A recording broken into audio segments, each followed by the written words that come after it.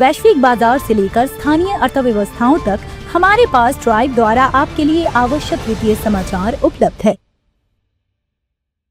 Good morning और आज के दैनिक ट्रेडिंग आउटलुक में हमसे जुड़ने के लिए आपका धन्यवाद।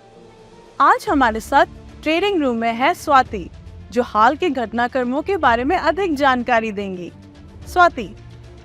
अमेरिकी डॉलर अपने प्रमुख समकक्ष मुद्राओं के मुकाबले कई हफ्तों के निचले स्तर पर रहा, क्योंकि व्यापारियों ने अगले महीने फेडरल रिजर्व द्वारा ब्याज दरों में कटौती फिर से शुरू करने की संभावना पर दाव बढ़ा दिया। अमेरिकी ट्रेजरी सचिव स्कॉट बेंसेट द्वारा बैंक ऑफ जापान को जल्द ही ब्याज दरों में फिर से बढ़ोतरी करने का सुझाव दिए जाने के बाद येन के मुकाबले डॉलर का प्रदर्शन सबसे खराब रहा। अमेरिकी डॉलर पर दबाव रहा, क्योंकि व्यापारियों ने ये अनुमान लगाया कि फेडरल रिजर्व अगले महीने ब्याज दरों में कटौती फिर से शुरू कर देगा, जिससे बिटकॉइन रिकॉर्ड ऊंचाई पर पहुंच गया, जबकि वैश्विक शेयरों में तेजी से राहत मिली। हाल ही में घोषित वित्तीय सुधारों में से मिले सकारात्मक संकेतों के साथ फेडरल रिजर्व की ओर से आसन्न मौद्रिक नीति की बढ़ती उम्मीदों के चलते बिटकॉइन रिकॉर्ड ऊंचाई पर पहुंच गया। इथेरियम 2021 के बाद से अपने उच्चतम स्तर पर पहुंच गया।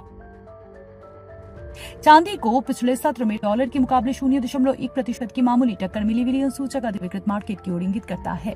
सोना डॉलर की जोड़ी ने पिछले सत्र में साइडवेज में कारोबार किया है, यथा CCI हम एक अधिविकृत मार्केट में है। यूरो डॉलर का मूल्य पिछले सत्र में काफी हद तक अपरिवर्तित रहा, यथा RSI हम एक अधिविकृत मार्केट में है। HDFC बैंक के शेयर ने अंतिम सत्र में 0.7% ऊपर उठे। विलियम सूचक एक नकारात्मक संकेत दे रहा है, जो हमारे समग्र तकनीकी विश्लेषण के खिलाफ जा रहा है।